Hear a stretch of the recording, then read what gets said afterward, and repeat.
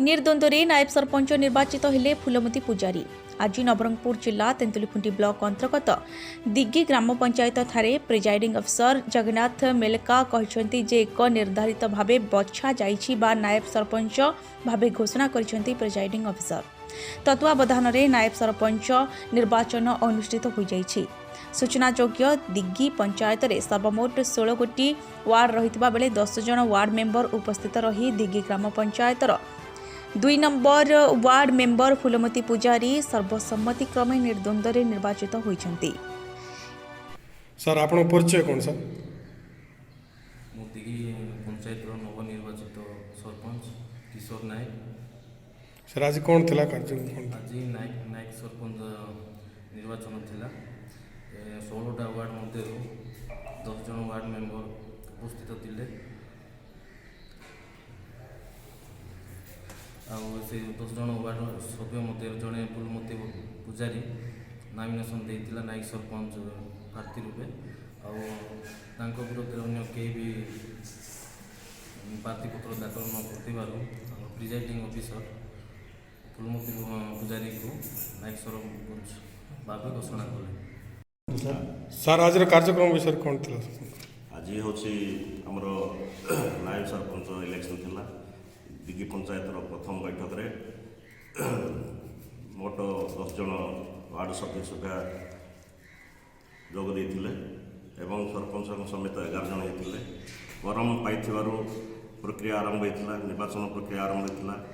10 ରୁ 11 भितर जड़े मात्र फूलमती पूजारी तांकर मनोनयन पत्र दाखल करथिले।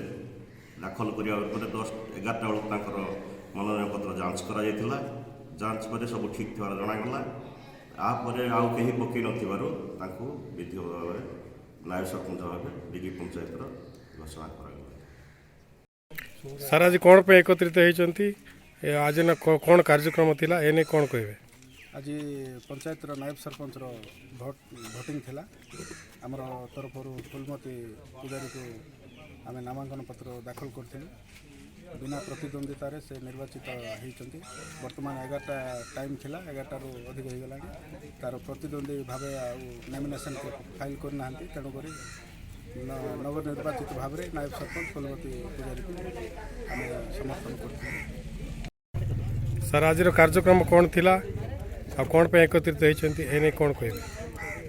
आज कार्यक्रम थिला दिग्गी पंचायत रे नायब सरपंच इलेक्शन पाई थिला। तो ये आमर दिग्गी पंचायत 16टा वार्ड अच्छी। 16टा वार्ड रू 9 जन 10 जन वार्ड मेंबर को आम भितर प्रवेश करूँ। से वर्तमान 11टा हो गला। अन्य पार्टी कहीं से नॉमिनेशन फाइल ही ना जड़े एका नॉमिनेशन कर बोधे से अनकंटेस्ट प्रतिद्वंदी करने किए ना। आमर सुलोचना पूजारी को आम नायब सरपंच करने नॉमिनेशन फाइल करूँ। अन्य पार्टी किए ना तेणु कौन से डिक्लेयर हम आम कही पार्बू ना। 5-10 मिनट गले सीटा कह गले।